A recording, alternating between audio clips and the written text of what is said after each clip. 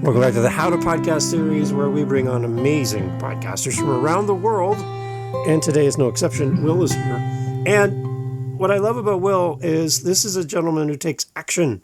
He doesn't sit around and read magazines and listen to podcasts about podcasting and never do anything. He actually does it. He actually gets out there, learns in the process of doing it.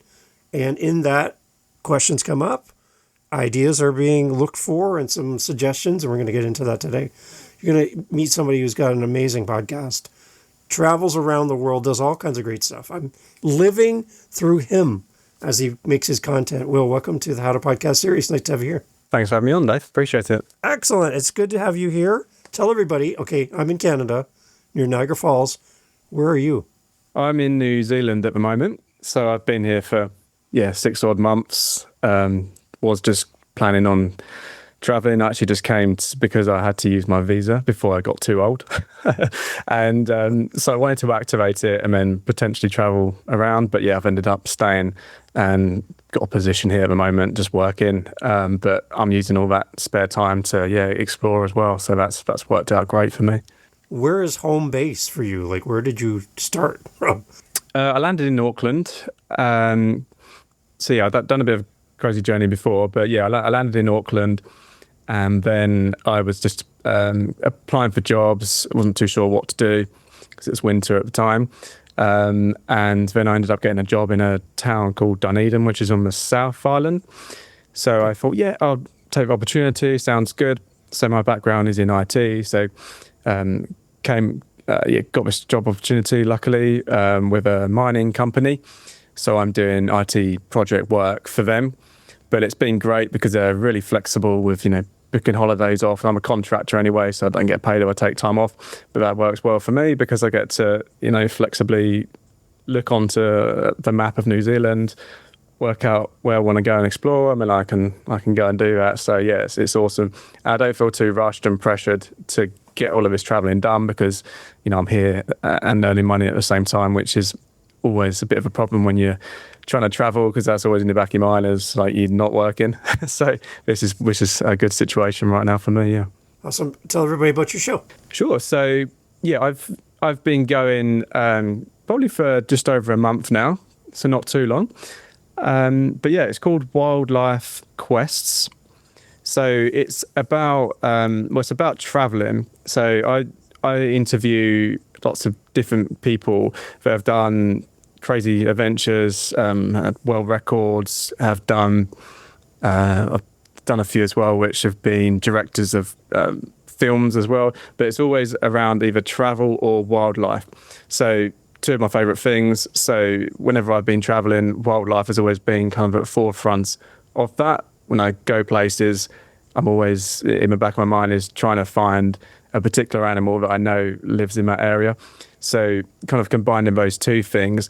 So it is a bit of a mix. It's not just about traveling and adventures and my story. So I do the odd occasional one as well with me, talking about some of my travels, but also like to get on guests, so it mixes it up a bit.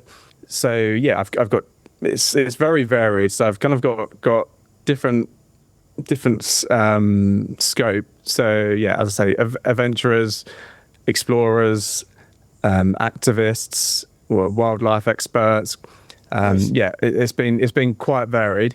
So it's been a challenge to try and get all of these guests, but it's a lot of work to keep finding out the best contact information for people without being a bit of a pain. But also it's trying to research, find the right people that fit into the show as well, that are keen to just talk and they're passionate about what they've done, achieved, or what they're working on.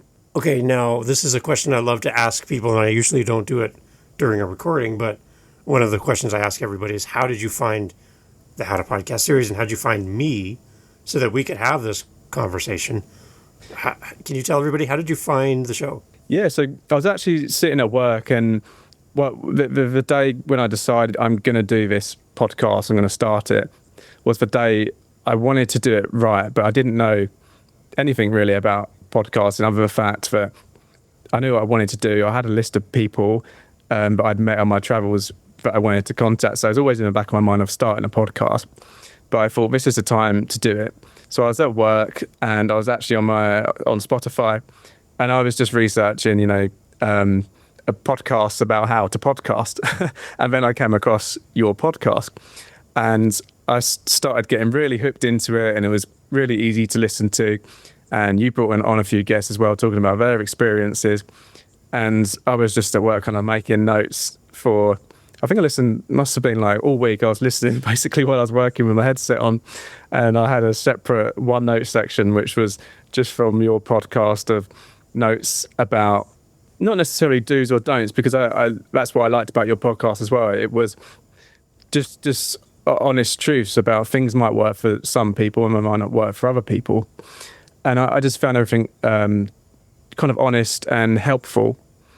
So that's what I liked. And I was then obviously listening to your podcast a number of times. You say, if you want to have a quick call with me, go over to my website and book in a meeting. And I thought, I wonder if he will actually do that, because there's not many people that are true to their word. So I went onto your website and I booked in a meeting with you. And sure enough, I got a calendar invite, found a time, and then we had a call, and it was awesome. So, and then you also said, if you set up, because we were talking, I was talking about, I'm not sure how I feel about adding a buy me a coffee or announcing to people on my show about buy me a coffee. I didn't want to do all that salesy stuff. But then we had a conversation about what you was telling me. It's just about giving people the option to give back to you, because you spend a lot of time, and if you're giving people value, it's just a nice way for them to give back to you. And you were saying you'd be surprised, people are grateful and quite giving when you've given them a free service, essentially. So you said, I'll do you a deal. If you set up, buy me a coffee, I'll be the first person to buy me a coffee. And also the voice note recording. SpeakPipe. So that same day I've chucked them both on my website, and sure enough, again, you were true to your word, and left me a SpeakPipe and buy me a coffee, and I really appreciated that. And even just having those early conversations with you was brilliant, because it kind of gave me that motivation that I needed, because I'm kind of living here on my own in New Zealand and wanting to start a podcast, but it's sometimes hard when you haven't got other people around you that understand, what you're doing or in your world that you want to try and get into. So it was really, really helpful, and it was I've really appreciated the fact that you went to those extremes as well, which was very kind of you, and took time out of your day. I know you've got loads of podcasts, different. So you're busy. So that's how I come across you, and it's been excellent. I still listen to this day. So yeah. So are you going to listen to your own episode on the How to Podcast series? I probably will. Yeah. There you go. Yeah. Good. Awesome. Well, there you go. Well, see, you went from a listener to an engagement to being on the show. This is actually some of the ideas I like to put in front of podcasters. For you, Will, for your show. Have a way for people to reach out and say, I listen to your show. That's what we did, right? Yep. Have a way to have a conversation with that listener, where now it's gone beyond you as the podcaster talking to someone, but now you're having a conversation. And then the other part is, and we got to work on this for you, is how I can get you to meet other people who listen to this show and do community together with other people. Yeah. The one thing I hear a lot from podcasters is they feel so alone as a creator, where maybe your friends, your family don't understand podcasting. So when you bring it up, they're like, I don't even want to talk about this. I have no idea what you're talking about. Or they're in another country, or they're far from home and feel a little bit alone in this. And they're like, I don't have that built-in community for me as a podcaster to be accountable to and to be supported by other people who podcast. So that's why I created my meetup group. So we meet twice a week, and we get together from people around the world to help each other to be the best podcaster we can be through community. So we don't feel alone, because I think a lot of people just, they stop podcasting because they just feel like they're talking to nobody, hoping someone would listen. But there's nobody here to keep you accountable. So that's the other part that, I'd love to kind of work on with you, is how I can serve you on the other side of the planet to be a supportive community for you on top of all of the amazing things you've done to reach out. Realizing, Will, that having somebody reach out to you is rare as a podcaster.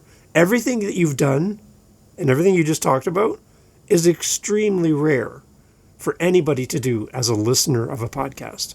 So you have proven through your action, remember I said at the beginning, you're the person who takes action.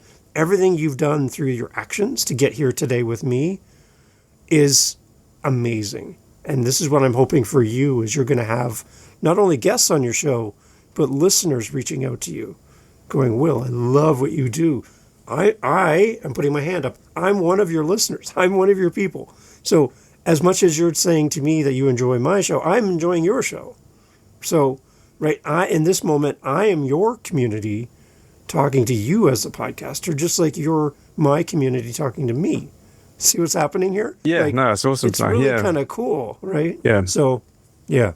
So build that community as best as you can in the early days, and start getting that feedback through SpeakPipe, Buy Me a Coffee, one-on-one time with your listeners. I think you're going to get that inspiration to keep going as a podcaster. Yeah, and I think it's very different to other social media channels. Let's say, TikTok, for example. If you put a post out, you're going to get at least 100 views. But when you spend all this time on your episodes and, you've reached out to guests, and there's quite a lot of hours you put into it. And then you look at your stats, well, for me anyway, personally, when first starting out, you look at your stats and you think, well, I still got excited when I got the first 10 downloads, and now it's kind of sitting at 60 odd downloads. And that to me actually does give me a buzz, but it's still, it's slow. And I understand the environment of podcasting after listening to your show and a lot of research, that it doesn't give you that instant reach like other platforms do. But that's why I think the importance of your show as well, when you're talking about you have to take that time and, engage with your listeners, even to the point which we just said before we went on the call, was you mentioned a number of times that look at your stats, and when you're in the early days, it's easy to do this. You can see you got a consistent listener from a particular country, and give them a shout out and say, I'd love to know your thoughts about it. But I think that's really important, because then you've got a dedicated or a very loyal listening base. And I think, like you said before as well, it means a lot for you as a podcaster to reach out to your listeners, because they're not expecting it as well. And I think that really creates a good relationship and a long-lasting relationship, which ultimately is where you want to get to with all your listeners on your podcast. It's funny that you said in the beginning there that you weren't really sure if I would actually respond, right? You're like, Well, I've actually had other people say that. They're like, he keeps saying he'll do it, but will he really do it? Is he a real person? Is this... what's in it for you, that? right? Yeah. Yeah, like what? Why would he do that, right? So, yeah. I like that. It's all about community, right? That's the whole idea. So, for your show, I know you came with a few questions before we hit record.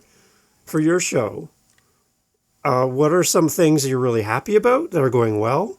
And what are some things that you're seeing from your own side that you're like, I think I could do a little bit better here, or I need a little bit of help here with my show? What's something that's going really well first? Yeah, I think the thing that's going well is the surprising reaction I'm getting from getting guests on.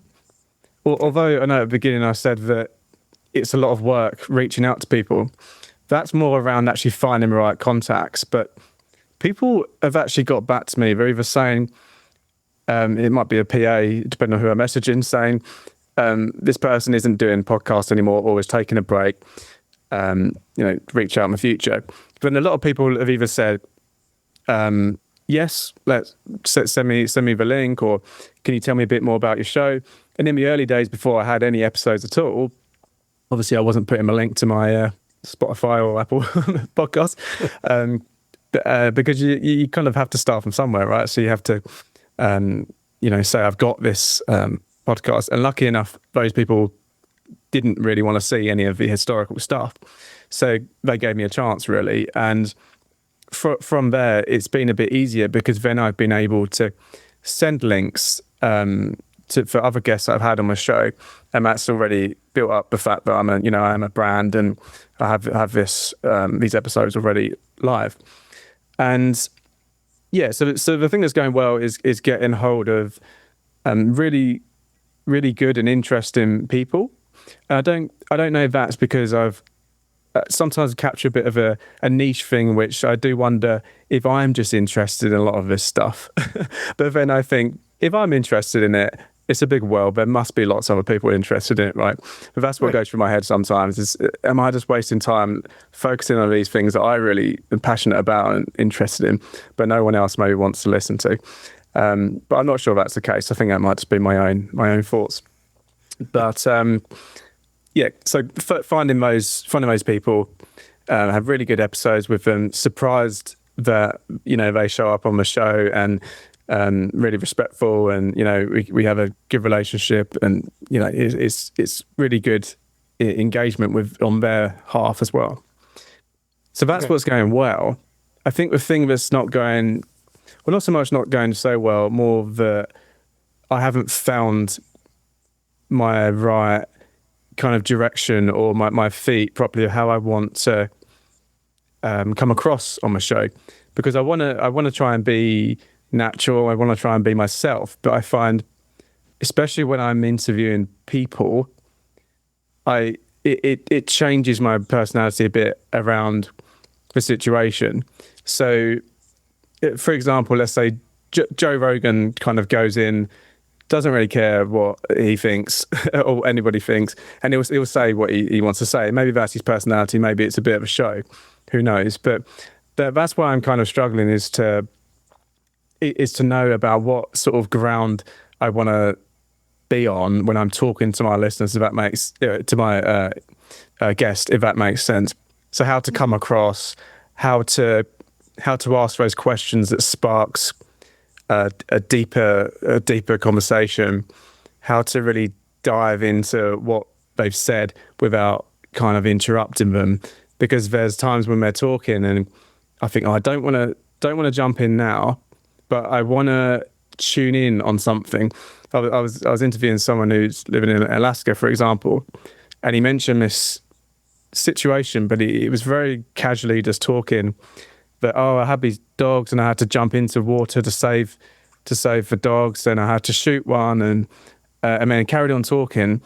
And I was kind of like, I want to go into that. I was like, what? Like, it turned out because the dog was drowning and he couldn't save it. But it took a while for me to sort of be like, I'm going to have to jump in now and go back to that, because I need to think about what the listener is thinking about that question, and I need to ask that question on their behalf. But that's where I'm kind of struggling with being probably authoritative is probably the right term that I'm trying to guess at. So when you're interviewing somebody, do you have, like, I have in front of me, I have my little clipboard, I have a note paper. So when you're talking and you say something that sparks something for me without interrupting you and stopping you and then asking a question, and you haven't finished your thought as my guest, I can just write down a couple words without even looking at the paper. I'm still looking at the screen, and I can kind of I can't read it really well. I kind of scribble it, but it gives me enough to kind of, when I get a moment, to glance down and go, oh yeah, I'm going to ask Will about this, right? And it could be like one word. So like that one for Alaska could be dog. That's it. Yeah. Just so you don't forget it, because you're like listening. I just write dog, and as soon as you're done, I'm like, I look down and go, dog. Okay, so I want to know more about the dog. Can you tell me more about what happened? Like, how did you get into that situation where the dogs were drowning? Like, what happened? Right? Yeah. Because I had that little note. Do you keep track? Do you have something like this with you when you... So yeah, I normally have, it's got two screens. I have a Word document up with things that I know about the guest already, and a base... I don't like the whole script thing, it's too much, so I just have bullet points of where I want to lead it and what order I want it to go in, that makes sense for their journey as well, that makes it easier for them to then know bring up stuff. But yeah, that's the other thing as well. It's trying to it's trying to listen to them because you want to reply to them, but at the same time you don't want it to come to an end and then you not knowing what the last question is. So you're also thinking, this is what I'm going to ask them after, but at the same time, to have that real deep conversation, you really need to be listening to that guest so then you can enhance. Because if I dismissed that part about that dog, then it wouldn't have gone into that deeper conversation about how that ended up happening, because I would have been looking at my screen thinking, oh, I need to ask him this after. But I'm getting better at that, and that's something I'm trying to just forget and think if there's a pause for a bit, that's fine. I can edit that anyway. But that's, again, I think it's just that's probably more practice as well of being a bit more relaxed about the format, and if you need to come back to your bullet point where you had that was meant to follow on, then you can. But my worry sometimes is that if you just leave the guest talking, or you reply to that conversation, may reply to that next conversation, what can happen is you can come away from your whole sort of structure you were trying to follow that was in order, because they could be covering topics which you wanted to cover at the end. Yeah. And then it kind of ruins the whole flow.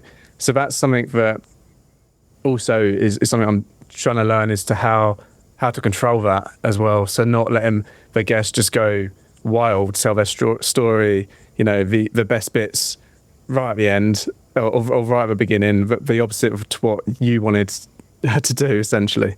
If you ever get a guest on the show that runs away with your podcast, you can't get them to stop talking. Yeah. One question you can do is ask them a yes or no question. Like, kind of interject a little bit while they're talking, and then just ask them a yes or no question. Like, have you ever been to New Zealand? No.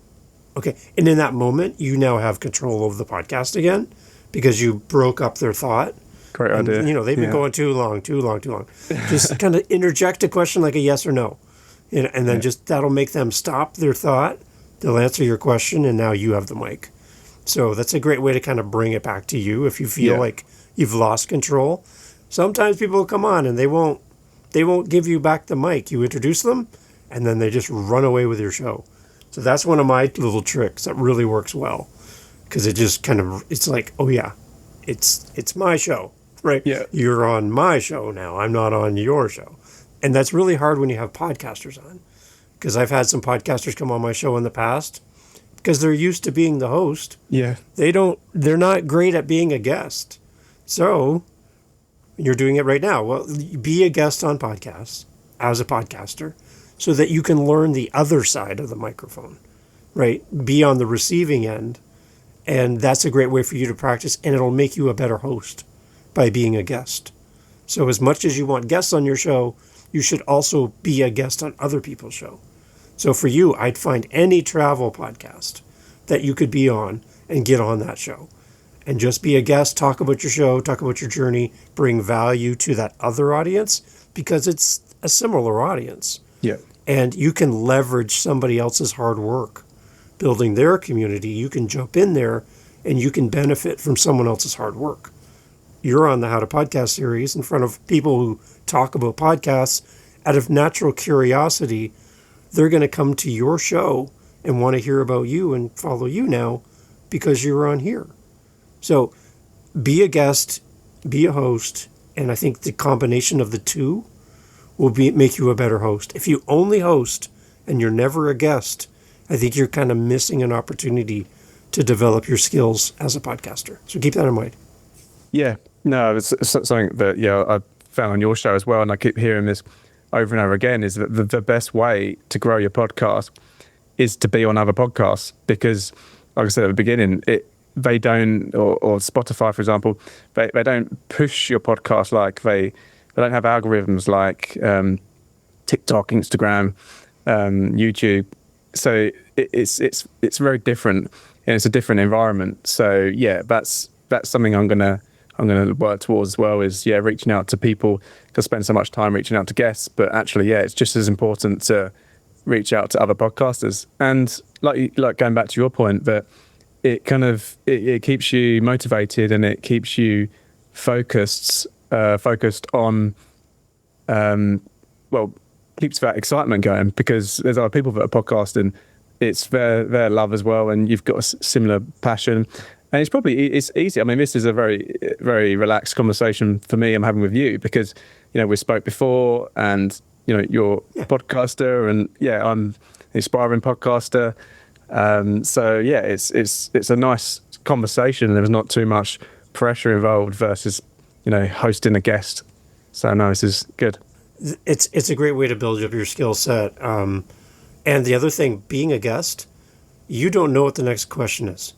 So you're always reacting to the host. You have unless you've planned it all out and they're going to read you a question and you're going to read them back your answer, you don't know what's coming next. So it makes you think fast on your feet. You're in response mode, and the question comes and you got to respond. You're like, so that's different than being the host, because you know what you're going to ask because you're saying the words. I'm going to ask you this question next. The guest doesn't know. So when you become a guest, you get to be that reactive mode where you don't know what's coming next all the time, and you got to think on your feet in the moment. You got to have quick responses. It's like being in improv comedy. If you've ever seen any kind of improv comedy on TV or whatever, they are given a situation and they have to go. There's no, I'm going to go practice, I'm going to go do there's no research. It's just, here's the scene, act, go. And they just have to do it. So as a guest, you're kind of like doing improv, basically. Yeah, no, for sure. I mean, it's easier for some guests. I found if they've got a passion, if they wrote a book, if this has been their life, the topic you're talking about, it's not an issue at all. They can just talk forever. But I spoke to some people as well with the particular topics that I've chose. It's been a bit hard to get something out of them. So I've had that side as well. So, I mean, from your experience, I mean, is there a point where you don't want to offend them, but you just don't publish the episode? Because I know I listened to one of Steve Bartlett's ones actually the other day, and he was saying that he wants to provide value for his listeners. So he has had those awkward conversations where he's had a guest on, and he's had to message them saying, "I'm sorry, this isn't going to work. I'm not going to publish the episode."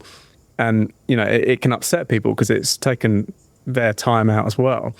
But there must be a point where you think this isn't going to give enough value, and you're trying to build a brand at the end of the day, and you want to give good content to listeners. So I don't know if you've ever come across that situation before, but it's a tough one. Except for this interview today. No, I'm kidding. Yeah, this is good. This is good. You're fine. I do have my pre-interviews for all my shows, which helps because I can kind of figure out in a pre-interview before we do the recording whether or not my guest will be a good fit, right? Especially if they've reached out to me and I don't know who they are. I want to meet them, talk through the show, introduce the audience to the guest. But if my guest starts saying things like, "I don't really care about your audience," that's a red flag for me. I care about my audience, and I want my guest to care about my audience. So if you tell me that you don't care about who my audience is, then I might not have you on my show. That might be enough for me. If you won't commit to meeting with me in advance to talk about the show, I've had people say that. They're like, "I don't do pre-interviews. I'm too busy." Well, fine then. Thanks.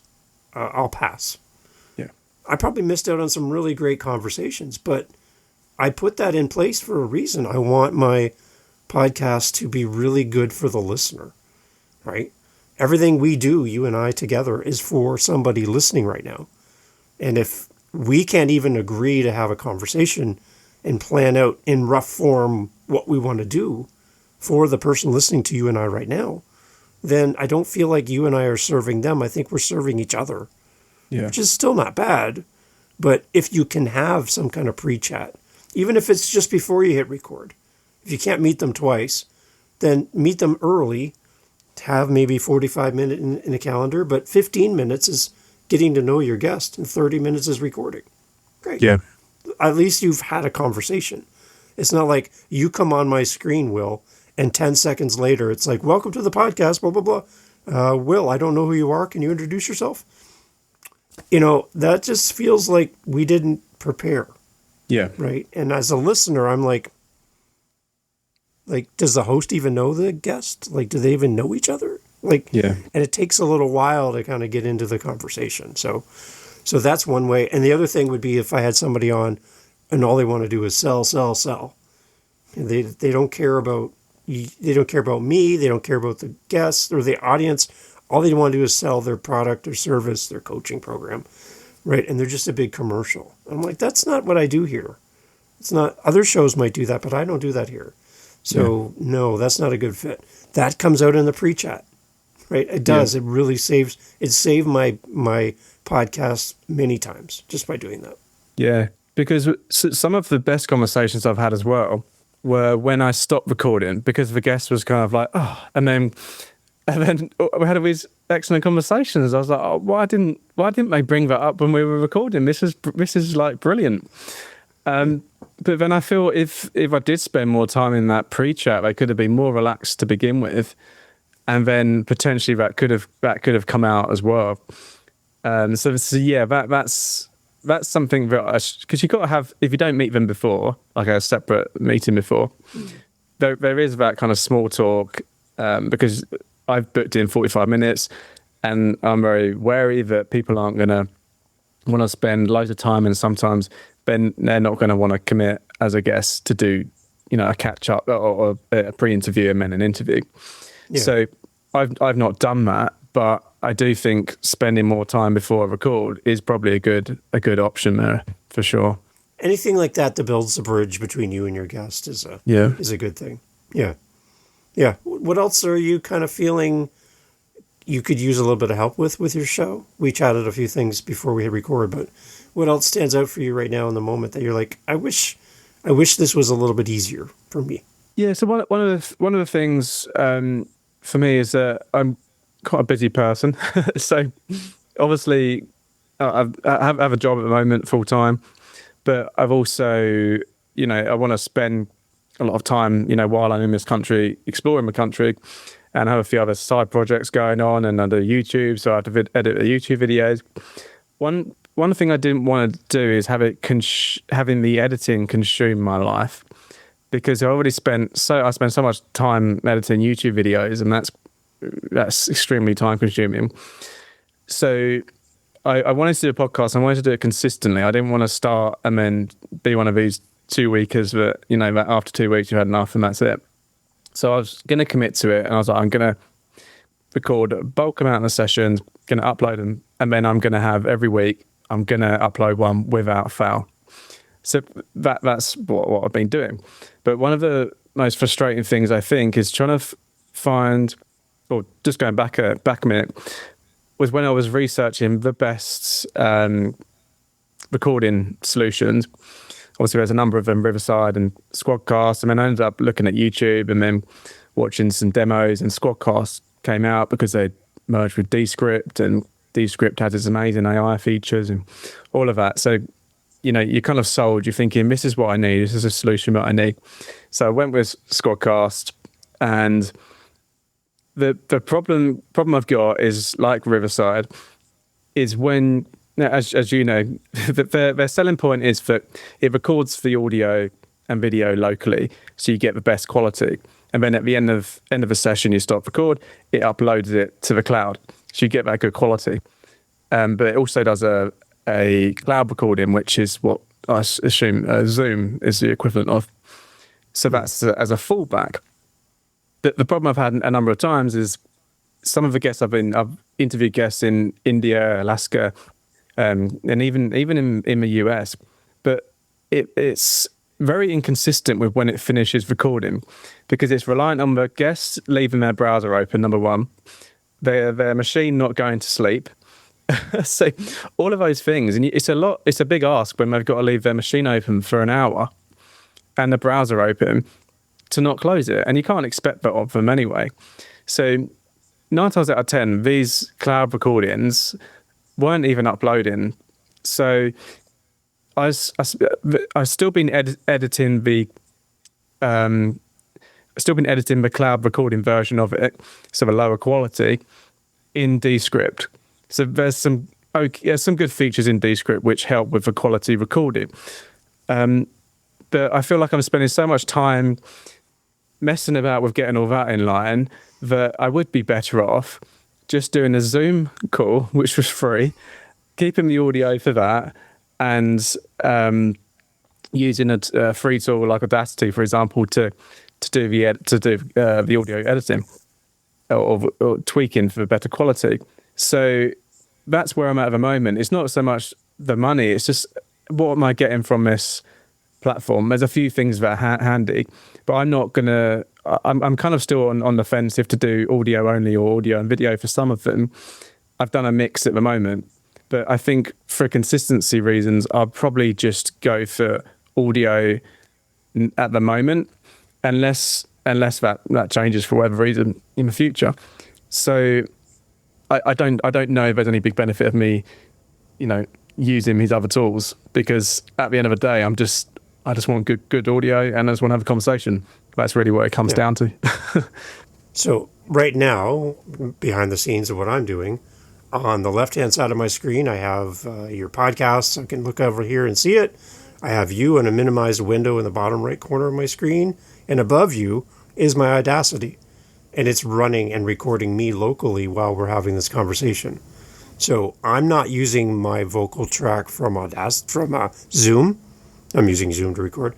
I'm not using my track recorded through Zoom for me. I'm only using Zoom for your side. So I have mine locally recording my voice. So I get my quality of how I normally do my show directly to my computer while I'm talking to you. So technically I have 2 tracks of me. And then there's so many great tools out there that even if you have a not so great, you sound great, by the way. If you have a not so great guest, when their audio quality is not that awesome, I'll use like Adobe Podcasts and put it in there, and I can make them sound a little less room noise sound and a little bit closer to the mic. That's a really great tool, and I use that most of the time. And then I use Levelator, which is a way to level out somebody's audio so it's not super high and then super low and then super high, super low. Like it's all kind of more consistent. So I use those 2 tools all the time for all my guests. But yeah, I just do everything on Audacity. I do have the paid version of Zoom because I use it for my meetups. Yep. So I can have big groups and bigger meetings and stuff. And no, I don't have the time limits to a recording session that I have with a free plan. But free plan's easy to use. A lot of people don't like Zoom. There's tools to make things better, even if the audio quality is not studio professional recording quality coming from Zoom. I have friends that love Riverside. I have friends that love Squadcast and Boomcaster, and there's a ton of these great platforms. I have been sitting, though, with my guest, and I'm like, you got to leave your laptop open. I know we're done recording, but they're like, I got to go to a meeting, and I need to take my computer with me. I got to disconnect from the internet. I got to go. Okay, I'm going to be late for my meeting. It's a big ask. I'm like, oh my gosh, I feel so awkward, right? Because we just had this great chat, and now this doctor or lawyer or judge, they got to go, and I'm at a loss, right? So that's kind of the give and take of this. They are great tools. They have great things built into them, but I'm still kind of the guy that records on Audacity. So I think there's room for, again, listeners, there's room for anybody to do whatever you want. But if you're struggling, maybe there's a cheaper way, maybe there's an easier way. I think you just got to play with it a little bit and figure out what works with you. Yeah, you have. Yeah. Do a monthly plan if you're going to try something out. I mean, if it doesn't work, you can look at other options for sure. What do you use for booking in your calendar meetings? Everything is through Calendly. Okay, I use that as well, Yeah. Because that's I kind of can't, that's one thing I can't compromise on really, because when you're dealing with time zones, it's kind of the best solution. Otherwise, you'd just be spending just going back and forth on emails and people get fed up. So that's good. See you on Wednesday. My Wednesday or your Wednesday? Yeah. It's like, it's so confusing. Yeah. What else are you kind of working through on your show that maybe we can talk through and give you some help? So I guess it's the The other side is time lengths is where I'm trying to work out what's best. And I was saying to you before, I don't have enough stats at the moment to make any good informative decisions, really, based on how long an episode should be. So for some of my own episodes about my own traveling stories, that's fine because I can control the length and the format quite easily. So I've kind of kept that to sort of like 30 minutes, let's say. But then with some of the guests, I've had really long conversations, which have been good, and I didn't really want to cut them out because everything leads to something else and it's quite important.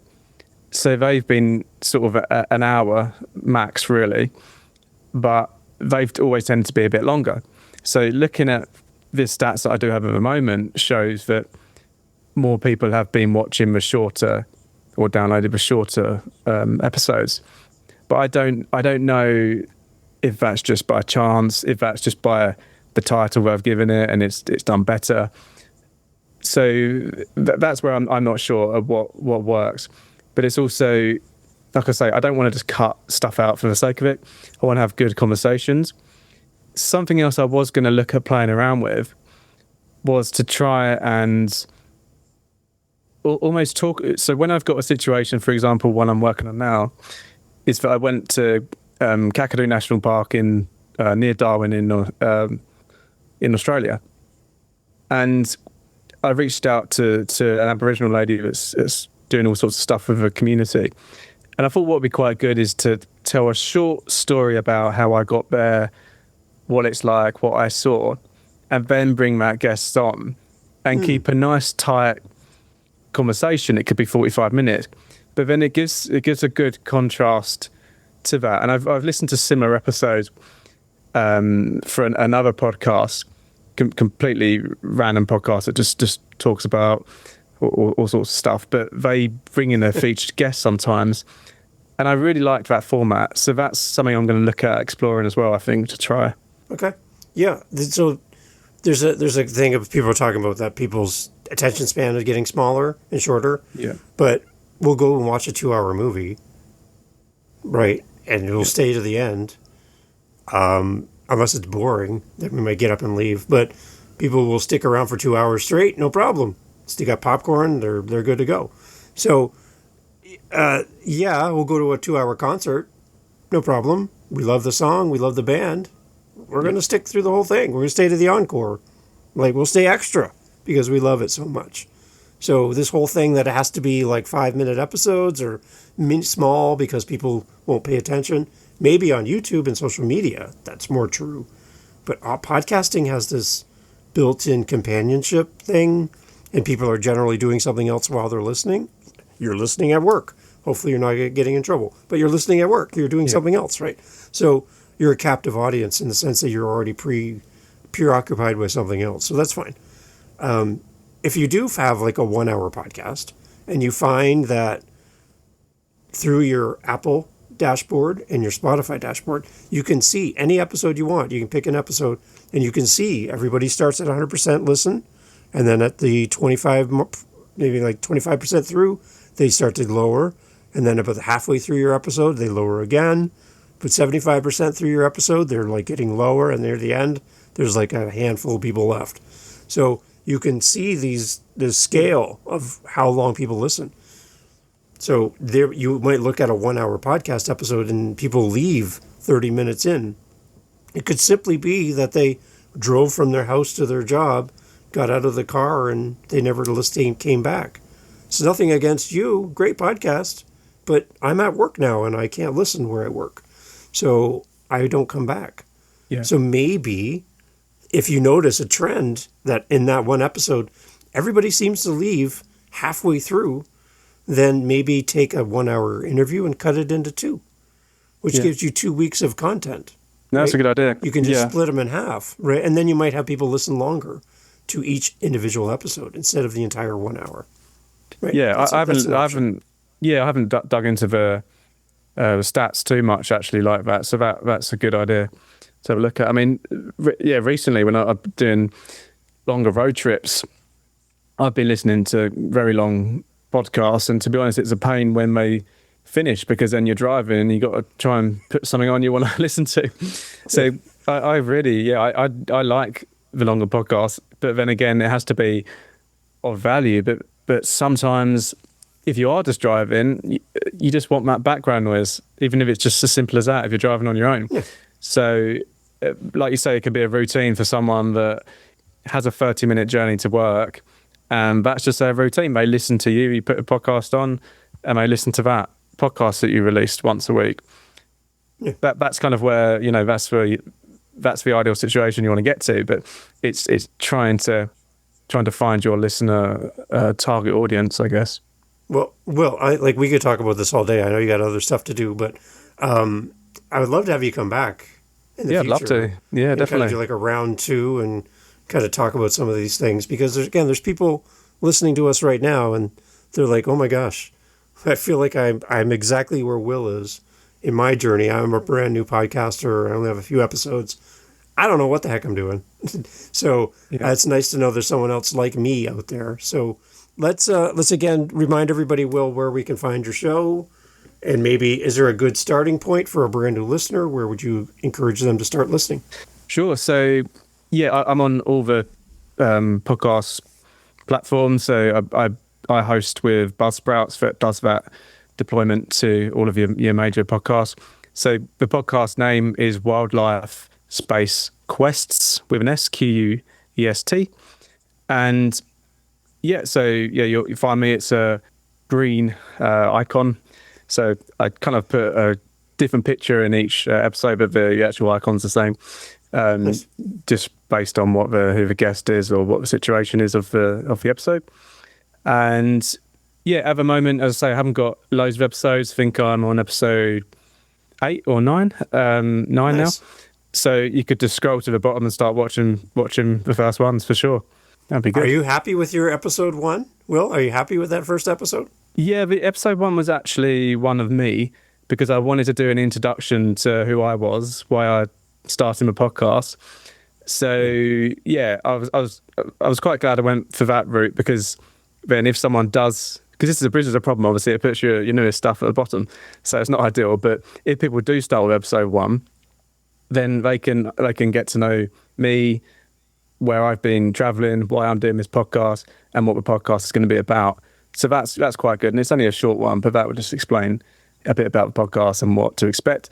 And then from then on, I've got guests and some other stories that are related to my travels as well. So I've had some amazing guests on as well. I've been really lucky with the amount of people that have responded. Some awesome stories.